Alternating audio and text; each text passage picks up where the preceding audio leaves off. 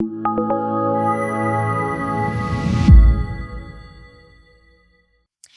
Lispodians. Welcome to another episode.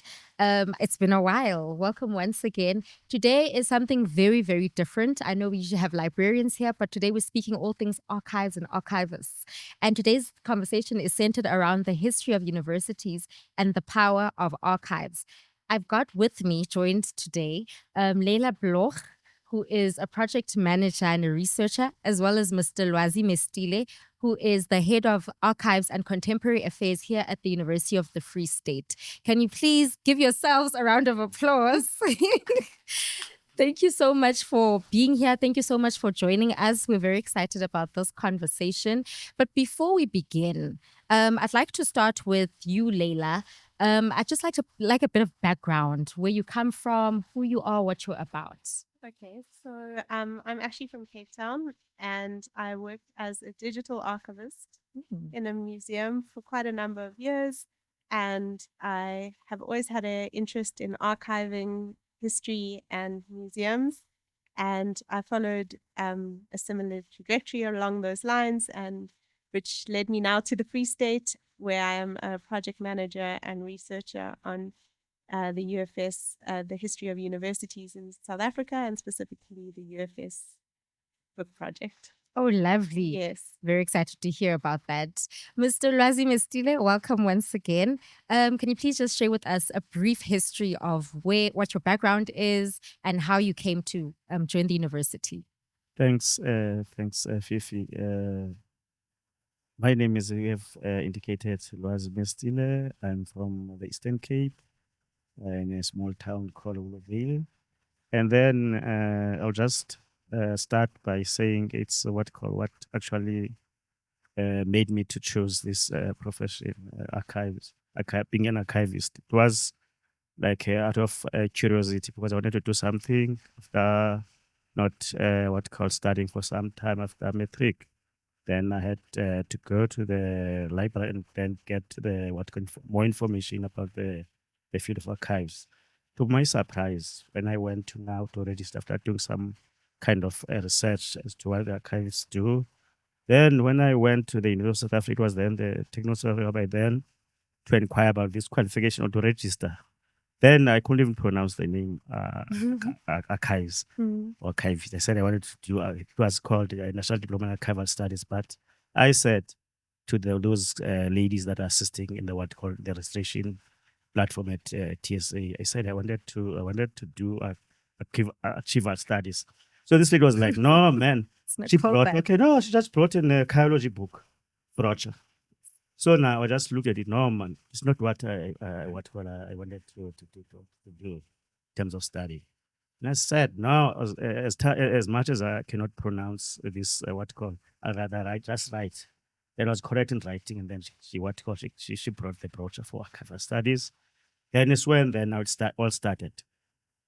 Then I started with my diploma in archival studies, which I obtained with distinction. Then further, I did my BTech in archival studies and honors in archival studies and masters in archival studies. So I'm pursuing my challenging the PhD now, the same field.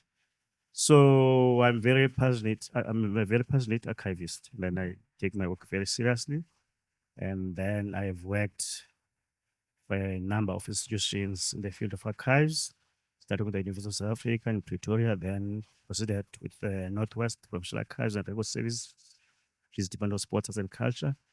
Then went back to Pretoria to work for the Auditor General of South Africa as an archival consultant. Then the journey took me to Eastern Cape Provincial Archives and Record Service, where I was an assistant director in archives and records management at Provincial Archives of Eastern Cape. Then now the journey took me where I am now at the GovC. Yes. So one of I ours. said, yes. So I'm excited to be here. Oh, that is amazing. You both sound like such trailblazers in your careers. My goodness. The pressure is getting worse and worse. But there's one thing that stood out for me the most, Lwazi. I wanted to ask before we get into the conversation. You know, we've had a number of librarians who've come and, been interviewed here. How is archival and contemporary affairs different from librarianship? What is the difference?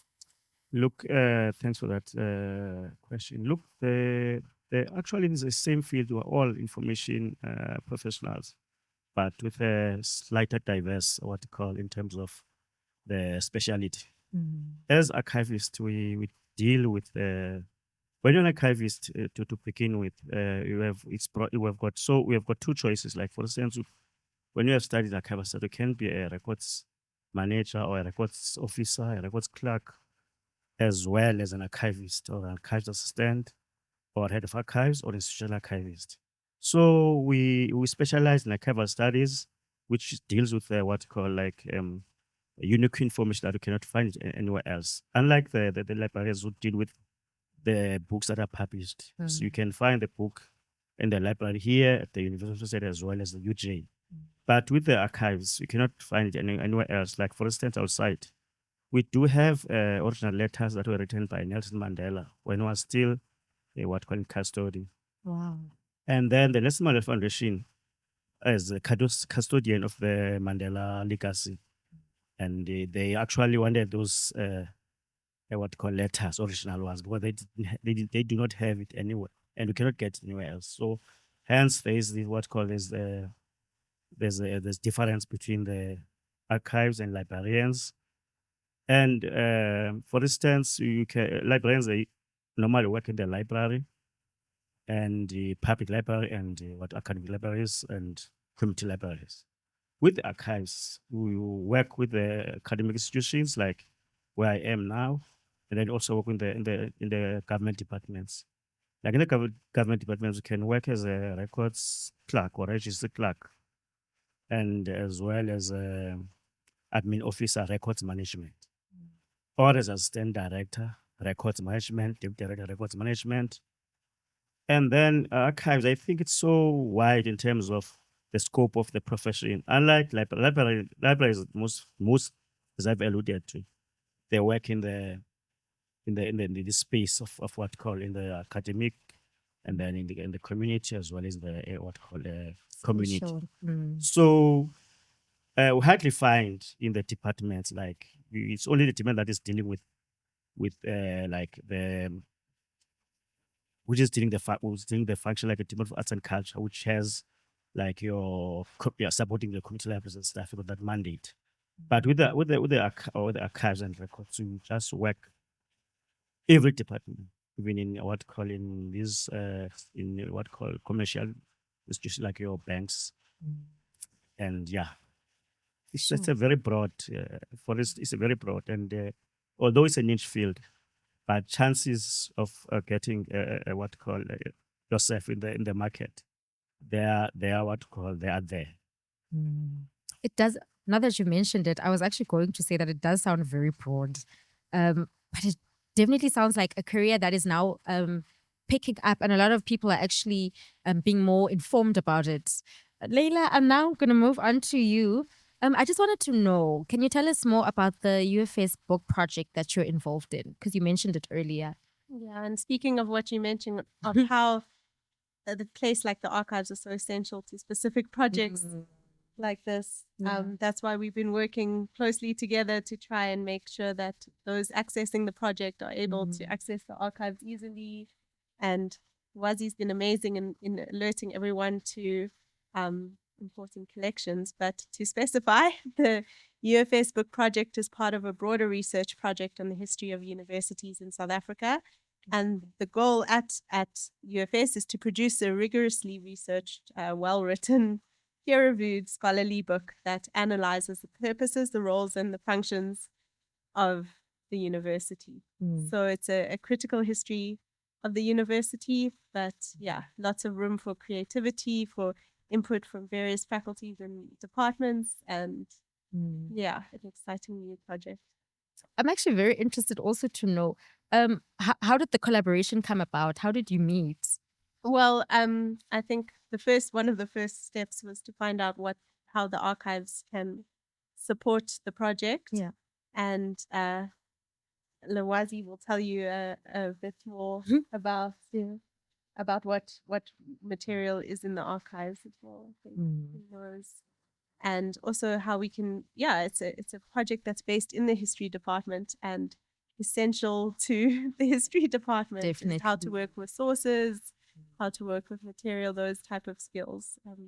Mm. So And it all then works together. Yeah. how long is it? What period of time will the project cover? So it's from the start from up until 1910 to Sure. present day. So it will work in a Sure, that's a lot. Yeah, no, a lot of time. it's divided. It's worked out chronologically, but we will have certain themes. Yeah. Considering the origins of the university in 1910 as Grey University College, in and its status in the mid 1930s and how it progressed, and expansion obviously into the period of 2015, 2016, and so it's going to work in a chronological way, but Sure. within that, people and departments can also work on a specific theme that they are. It sounds very time consuming. Um, it's we've cast a wide net Yeah. to start, but then it will we will bring it down into crystallize into a book. But we don't want we want everyone to know about the project, to feel that they can contribute, that we're open to creative ideas, to different voices and ways of understanding the history of the university. So while it's rooted in history and in the department and within sound archival research, it's got room to grow, which is very exciting. Sure. And Mr. Lwazi, I want to come back to you now. Please tell us more about the Archive for Contemporary Affairs and how one can access the archives. Okay, this archives, I think it was first established in 1964 after the National Party identified the University of, it was then called University of Orange Free State. So they had like the collection that pertained to the apartheid government, and then it was actually decided that collection should find home within the University of the Free State. Then after the second African Boer War, South African Boer War.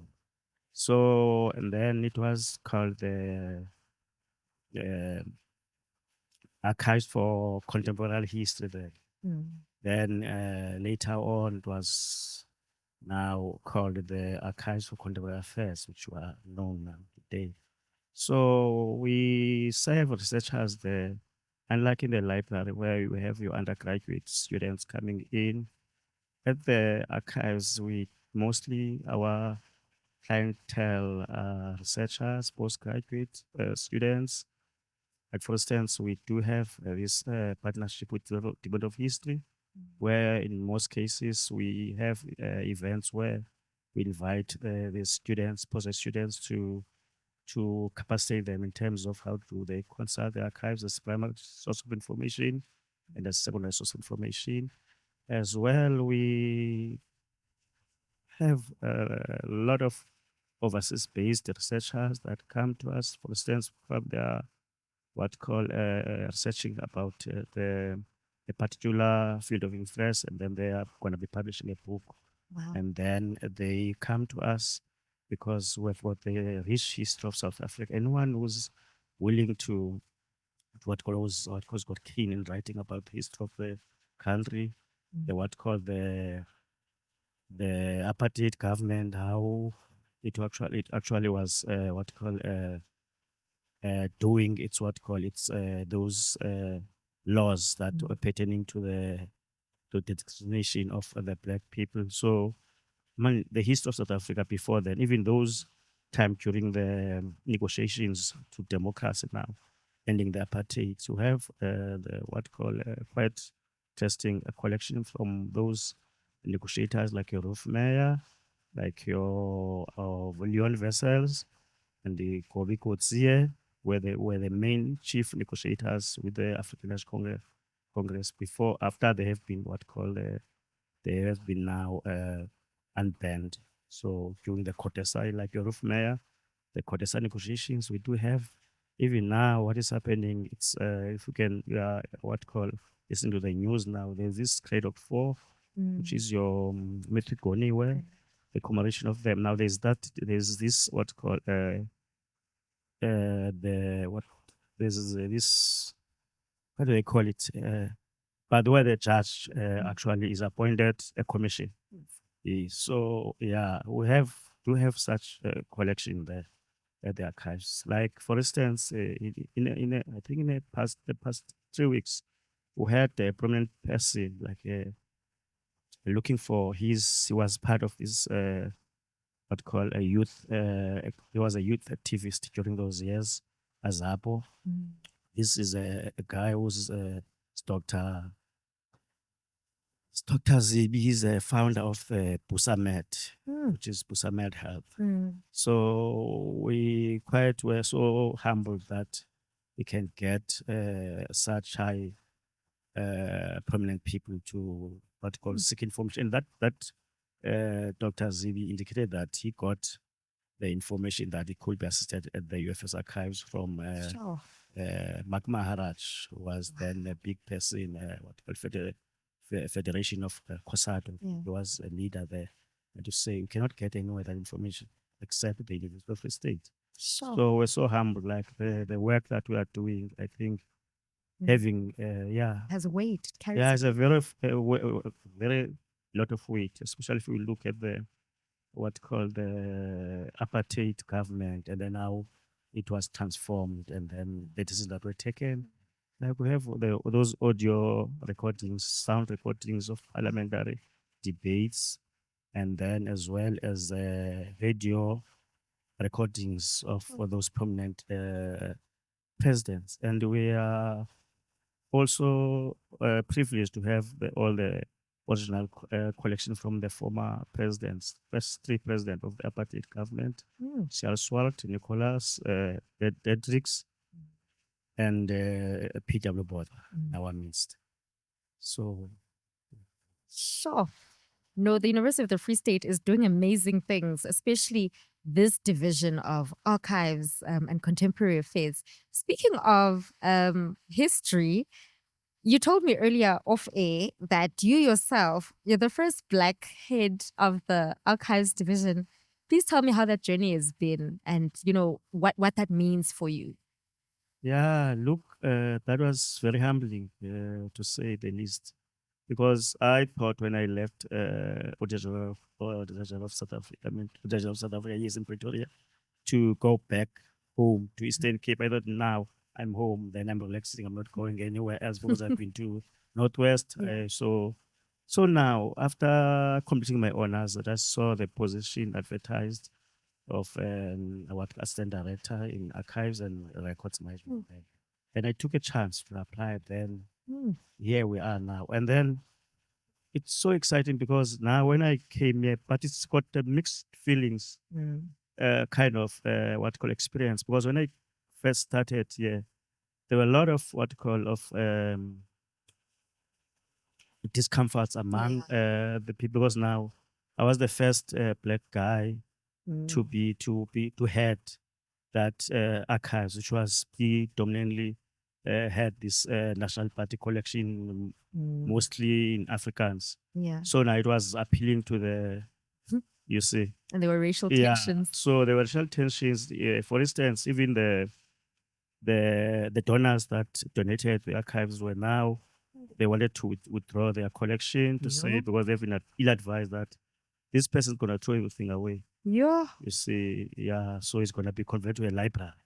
So they came, they did come, some of the donors had to persuade them to say, look, that's not the case. Yeah, I'm a land archivist with experience. So I'm gonna apply my mind, my professional ethics.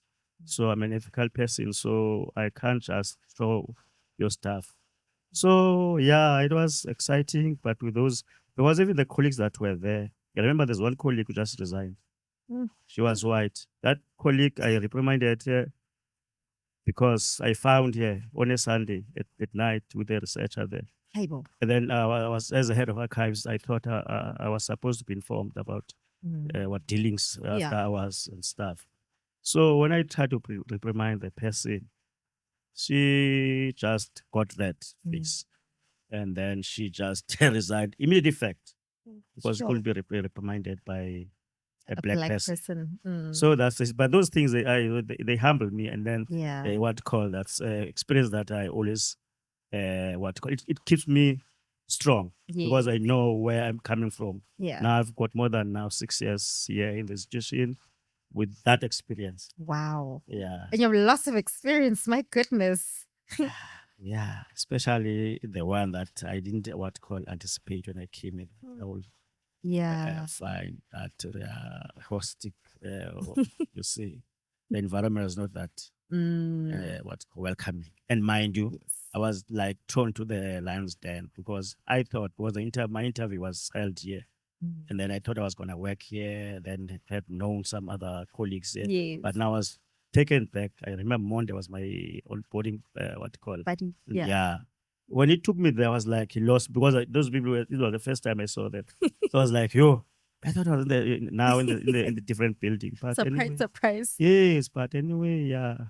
I learned Mm. a lot from that experience. Now, like for instance, yeah, because the archives was like it was physical, but because I was given a task by the former director at it to say one system in the archives, you can't operate like this. Yes. Of which now I went to a benchmarking process, like started with the University of South Africa, then went to VETS to benchmark the system, which we have a tom, which I benchmarked, benchmark from VETS. Then I thought this is the right way to go because VETS like our sister. It's a traditional university, unlike UNISA. Yes. UNISA like it's a correspondence distance learning institution. So I thought the what called the stability of that system to us. I did a comparative benchmarking. So that was the one that I thought it suited our environment. So here I'm digital. Oh, of course. And you know, I've heard only amazing things about you. One of the amazing things are those that I'm going to mention. I heard that you attended a conference. I think it was 2 weeks back or so, and you presented there. Please tell us more about what you presented and the association that's associated with that conference. Yeah, look, firstly, thanks for that. Nice words. Thanks for those nice words. Look, we had this journey began of presenting with this South African Institute of Archivist, which is a profession that is actually we're affiliating to as archivist. So, like, Liasa. So now, I presented my paper on my master's when I was doing the case study of the University State. It's what call it's establishing because of book. And then from there, I received what call an award for the best presented paper. Then I went now, as you have mentioned, I think it's 2 weeks back on the 5th. And there it was like we're celebrating the Archives Week because Archives Week is celebrated every year. It's a National Archives Week on the first week of June. So it could be any time. You know, in International Archives it's in June. That one is National Archives Week, which is in May. Happens every year in May. So I just received an invitation from the Mpumalanga Department of Arts, Sports and Culture. They were actually the ones who were hosting the National Archives Week. It's being supported by the National Department, the National Archives, and the Records Service of South Africa in Pretoria. So they invited me to say, look, we call for papers. So just under these themes, so just choose a theme that you will what called feel fit to to present on. So they everything, the bookings, the university didn't pay a cent. They paid for my bookings and then my traveling. The topic there was assessing. My topic was assessing because the sub theme was on digital archiving because we're not be talking about traditional now. We're on 4IR. Other people are on fifth now, talking fifth industrial revolution. So based on what we are doing here at the university in terms of our digital archiving, my paper was on assessing the readiness of the institutional archives, which is the UFS archives and special collections, on managing digital archives. So my paper was based on the experience that I have within the space here at the university, as far as digital archiving is concerned, and supplemented by the proposal that I've done for my PhD study. So it was kind of a research paper and experience. So even there, yeah, I think it was actually a good platform. And now, next month as well, our papers are accepted for presentation for the South African Society for Archivists Sure. conference, which is going to be held in Cape Town, Eastern Cape, next month. So, yeah, I think we are just those footprint for the university of the Free State. Yes. You're really all that and a bag of chips. Yeah, and I also think even in the field of Yeah. the profession, yeah, I'm a what you call revert Yes. professional. Yes. I love that because I see now there's a lot of people who are coming into the knowledge of this career. I heard from a little birdie that there's a new intern in your section. I just know that by the time, if it should happen that she leaves, she's gonna fly because I mean, with a boss like you, there's no way that she wouldn't. I'm going to conclude this conversation now for the sake of time. But Leila, thank you so much for coming, Mr. Lwazi Mestile. We are so privileged to have both of you as our guests today, and I wish you very well in your careers. Thank you so much for coming. And to our Lyspodians, I just want to encourage you to continue following us on social media, UFS Library, UFS_library on Instagram, and University of the Free State Library and Information Services on Facebook. Thank you so much. We'll see you again at the next segment. Bye.